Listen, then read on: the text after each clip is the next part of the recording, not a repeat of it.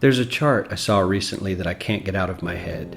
A Harvard business professor and economist asked more than 5,000 Americans how they thought wealth was distributed in the United States. This is what they said they thought it was. Dividing the country into 5 rough groups of the top, bottom, and middle 3 20% groups, they asked people how they thought the wealth in this country was divided. Then he asked them what they thought was the ideal distribution. And 92%, that's at least 9 out of 10 of them, said it should be more like this. In other words, more equitable than they think it is. Now that fact is telling, admittedly, the notion that most Americans know that the system is already skewed unfairly. But what's most interesting to me is the reality compared to our perception. The ideal is as far removed from our perception of reality as the actual distribution is from what we think exists in this country. So ignore the ideal for a moment. Here's what we think it is again. And here is the actual distribution. Shockingly skewed. Not only do the bottom 20% and the next 20%, the bottom 40% of Americans barely have any of the wealth. I mean, it's hard to even see them on the chart.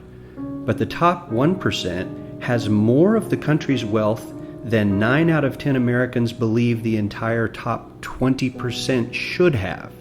Mind-blowing. But let's look at it another way, because I find this chart kind of difficult to wrap my head around.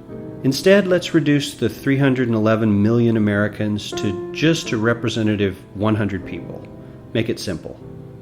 Here they are: teachers, coaches, firefighters, construction workers, engineers, doctors, lawyers, some investment bankers, a CEO, maybe a celebrity or two.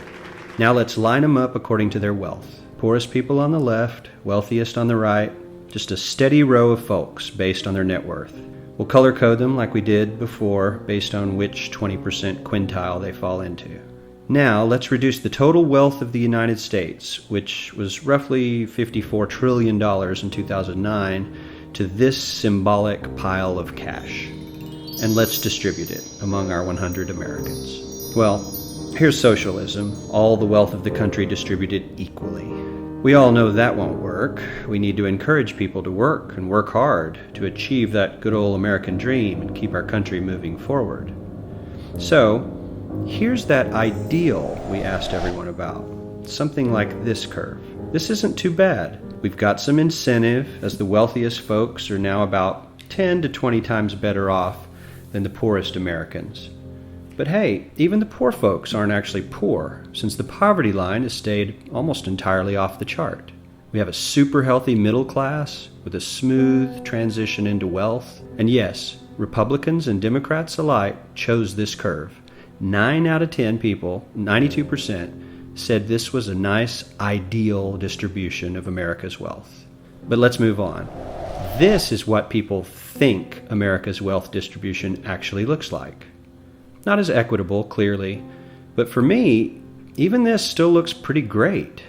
Yes, the poorest 20 to 30% are starting to suffer quite a lot compared to the ideal, and the middle class is certainly struggling more than they were, while the rich and wealthy are making roughly 100 times that of the poorest Americans, and about 10 times that of the still healthy middle class. Sadly, this isn't even close to the reality. Here is the actual distribution of wealth in America.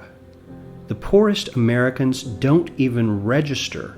They're down to pocket change, and the middle class is barely distinguishable from the poor.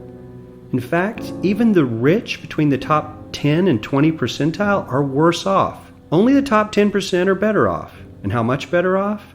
So much better off that the top 2 to 5% are actually off the chart at this scale. And the top 1%, this guy, well, his stack of money stretches 10 times higher than we can show. Here's his stack of cash, restacked, all by itself. This is the top 1% we've been hearing so much about. So much green in his pockets that I have to give him a whole new column of his own, because he won't fit on my chart. 1% of America has 40% of all the nation's wealth. The bottom 80%, 8 out of every 10 people, or 80 out of these 100, only has 7% between them. And this has only gotten worse in the last 20 to 30 years. While the richest 1% take home almost a quarter of the national income today, in 1976 they took home only 9%, meaning their share of income has nearly tripled in the last 30 years. The top 1% own half the country's stocks, bonds, and mutual funds. The bottom 50% of Americans own only 0.5% of these investments, which means they aren't investing. They're just scraping by.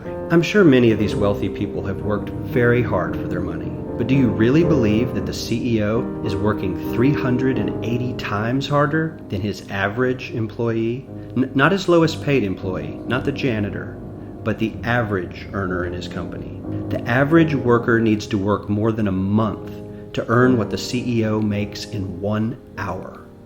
We certainly don't have to go all the way to socialism to find something that is fair for hardworking Americans. We don't even have to achieve what most of us consider might be ideal. All we need to do is wake up and realize that the reality in this country is not at all what we think it is.